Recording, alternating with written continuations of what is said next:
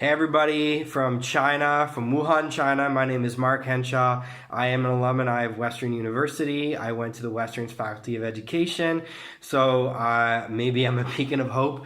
Teachers College will be done before you know it, and you'll be looking off to new opportunities. I know recently you guys had the International Teaching Fair, which is fantastic.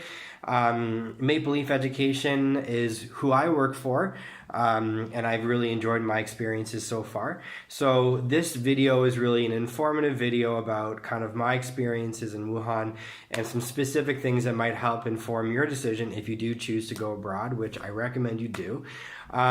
But also something that you might want to take advantage of is I might host a Facebook Live where you can friend me on Facebook, and then you can ask me questions live and I can answer them back live. And obviously that video will be on my Facebook wall so you can see it.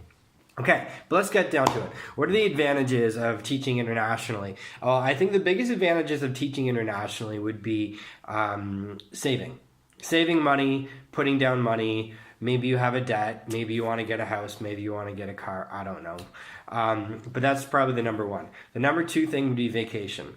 In China and where I teach, we get 14 weeks of vacation. Yes, that is 14 weeks of paid vacation. If you're to work at an industry job where you got 2 weeks, that's 7 times the amount. So it is pretty awesome. And then let's get down to a little more specifically. If you were to live here in China, and where I live in Wuhan, which is the center of China, you can take a look at it on the map. It's inexpensive to live here. So big picture, 60% of my salary goes directly into a Canadian account. That money gets used to pay down for my OSAP, to have some savings and different things like that. That's kind of like my money I don't touch for the most part, except for paying down my student debt. 40% of my salary stays in China. Of that 40%, I don't even use it every month. Okay, now I am somebody who maybe doesn't spend a lot of money on lots of different things, but because I do have a student debt that I'm paying down, but my roommates and the different people who have less of a student debt, they're buying things online frequently. They're taking little excursions here and there. They're going out to dinner. They're going to clubs. It's inexpensive to live here. So again, 40% of my salary goes to my Chinese account, and in my Chinese account, I don't even use 40% of that money. So there is a pay grid at Maple Leaf. It's very straightforward. I think it starts at $50,000 if you have no experience but you have a teaching degree, and then I think it goes up to I think it's maybe 80,000 or so, to be honest. I don't remember at the top of my head, but I can get that information for you. So 3 things: save money, put down money on your student debt, or maybe put money towards a future home or something like that, a big investment. 14 weeks of vacation, and live inexpensively when you're here. So next to that, let's talk about travel. So I kind of been laying low, but some friends of mine have traveled to a bunch of places. South Asia is huge. So Indonesia, we got Bali, you got Singapore, you got Australia, that's not far from here. New Zealand, that's a little further. You have Korea, Hong Kong. You have Japan, the Philippines. These are all places that are very reasonable to get to. So within 14 weeks of vacation over an entire year, you can get to these places, and it's inexpensive for the most part. So an example, so right now I get a month off, so that's a big vacation. The next biggest vacation is 2 months, which is in the summer. Plenty of time to go traveling. Go back home if you want to Canada. I mean, part of the perks of this job is you get a round trip. So they pay for you to come here, and you have a 2-year contract. That's a minimum contract that they sign. So let's say you want to go back to Canada within the year. You can do that, and it's paid for. And then, so every year you have a round trip within your contract. Anyway, so for other places, my colleagues have gone to places like Shanghai. If you want to take a weekend trip to Shanghai from where I am in Wuhan, it's about 100 Canadian for a flight. You want to go to Hong Kong, it's about 200 Canadian for a flight. You want to go to Bali, for an extended vacation, it's 500 Canadian for a flight. So those are just some examples. Traveling to Europe is probably the most expensive. And I was told that an expensive vacation year, I mean, again, like unless you're living lavishly, but a more expensive vacation year is about $5,000 Canadian. So if you make the least amount of money in Maple Leaf, that's $50,000 Canadian. Taxes are about $11,000 in total. And talk about taxes for a little bit. How it works is if you're from Ontario and you pay taxes, let's say you pay 25% taxes. Okay, if you pay 20% taxes in China, then you just pay that extra 5% to Ontario. If you pay 25% taxes in China and it's 25% tax in Ontario, you don't pay anything extra to Ontario. That's just how that kind of generally works. So yeah, so if you're starting off brand new, you make 50,000 Canadian dollars, take away about 11,000, that brings it down to 39,000. And that's how much you make. And then again, but with that, you can save so much money and you can still travel and do all these great things. What is it like to apply to an international organization? Well, I am thorough and I am detailed, and I looked at 10 different organizations. I had an Excel spreadsheet. I took a lot of time. Okay, I started in January, and I think I signed my contract for Maple Leaf in, I don't know, March or something. To be honest, I don't remember the details. But anyway, I spent time, because if I'm going to relocate myself to a new country, I'm going to make sure that I've done as much research as I possibly can. So I didn't just randomly pick Maple Leaf schools. I looked at 10 different schools. I had 5 different interviews from schools in all over China.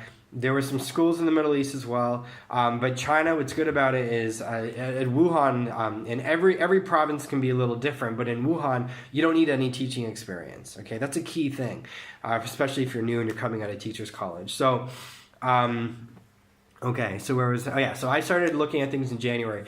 There is a specific process I took. I'm not going to get into crazy detail on it, but basically, I looked at the TORF applications. That's a Teaching Overseas Recruitment Fair from Queen's University, TORF. Look it up on Google. But basically, they have a package that you they have like sorry, I'm losing my words here.